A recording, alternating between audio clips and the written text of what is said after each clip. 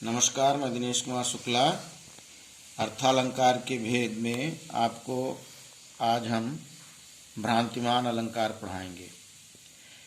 जहाँ पर किसी वस्तु को भ्रमवश दूसरी वस्तु समझ लेना, वहाँ भ्रांतिमान अलंकार होता है।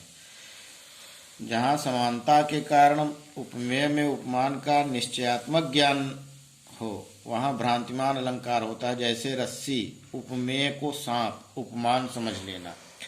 कपिकर हृदय विचार दीन मुद्रिका डारी, तब जान अशोक अंगार शीय हरस उठकर गहे।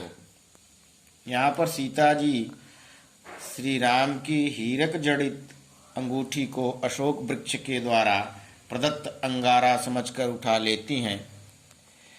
अंगूठी उपमेय में, अंगारे उपमान का निश्चयात्मक ज्ञान होने के कारण यहाँ भ्रांतिमान अलंकार है। इसका दूसरा उदाहरण है, नाक का मोती अधर की कांति से, बीज दाड़िम का समझकर भ्रांति से, सहसा सोचता सुख मौन है, वह अन्य सुख कौन है।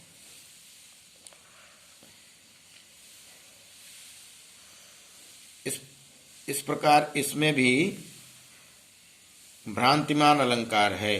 संदेह अलंकार, जब किसी वस्तु में उसी के समान दूसरी वस्तु का संदेह हो जाए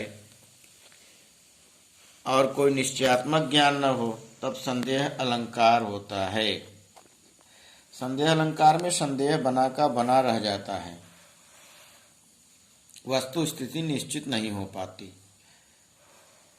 जैसे केधों ब्यों बीथिका भरे हैं भूरि धूम केतु, केधों चली मेरुते किसान सरी भारी है। तुलसीदास जी के कवितावली का ये पद है।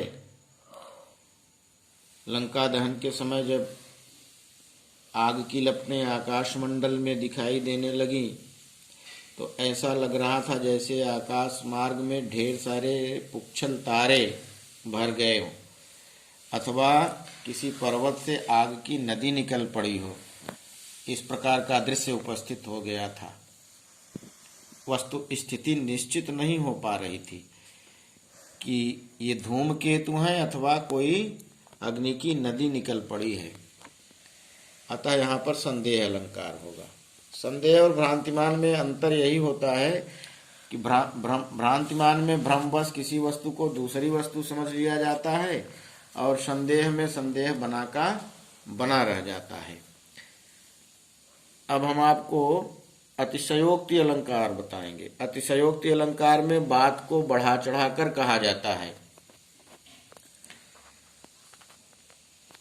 जहाँ पर कवि अपने काव्य में बात को बढ़ा चढ़ाकर वर्णन करता है, वहाँ अतिशयोक्ति अलंकार होता है। जैसे पानी परात को हाथ छुयो, नहीं नैनन के जल से पग धोए, हनुमान की पूंछ में लगना पाई आग, लंका सारी जल गई गए निशाचर भाग। यहाँ पर बात को बढ़ा चढ़ाकर कहा गया है, अतः यहाँ पर भ्रांतिमान अलंकार होगा, तो अतिशयोक्ति अलंकार होगा। यहाँ पर बात को बढ़ा चढ़ाकर कहा गया है, अतः यहाँ पर अतिशयोक्ति अलंकार होगा। अन्योक्ति अलंकार, जहाँ पर बात को कहा कहीं और जाए और उसका अर्थ कहीं और लिया जाए, वहाँ पर अन्योक्ति अलंकार होता है। जैसे माली आवत देख के कलियन करी पुकार, फूली फूली चुन लियो काली हमारी बार। इसमें माली यम के दूत और पुष्प जीवात्मा, ऐसा कवि ने वर्णन किया हुआ है। अतः यहाँ पर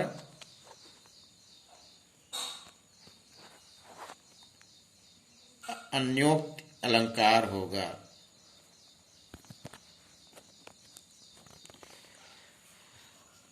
अलंकार आपके पाठ्यक्रम में अनुप्रास, उपमा, यमक, अनुप्रास, श्लेष और यमक, ये शब्दालंकार और अर्थालंकार के सारे भेद, जिसमें उपमा, रूपक, उत्प्रेक्षा भ्रांतिमान, संदेह, अतिशयोक्ति, अन्योक्ति, ये सारे अलंकार आपके पाठ्यक्रम में निर्धारित किए गए हैं। इनका अध्ययन हमको पुस्तक की सहायता से भी करना है और अपने नोट्स में पुस्तक की सहायता से उदाहरण देख करके नोटबुक बनाएंगे। संदेह भ्रांतिमान में अंतर एक बार फिर देख लें। संदेह अलंकार में उपमेय में उपमान का संदेह मात्र होता है, निश्चयात्मक ज्ञान नहीं होता, जैसे रस्सी या सांप। संदेह अलंकार में संदेह बना का बना रह जाता है, वस्तु स्थिति निश्चित नहीं हो पाती। जैसे हम जा रहे हैं, हमारे पैर में कोई रस्सी उलझ गई तो हम संदेह में पड़ जाते हैं कि ये रस्सी है या सांप। लेकिन भ्रांतिमान में भ्रमवश उस रस्सी को ही हम सांप समझ लेते हैं, भ्रम हो जाता है। शेष अगले वीडियो में आपको अब हम पाठ्य पुस्तक का अध्ययन कराएंगे। धन्यवाद।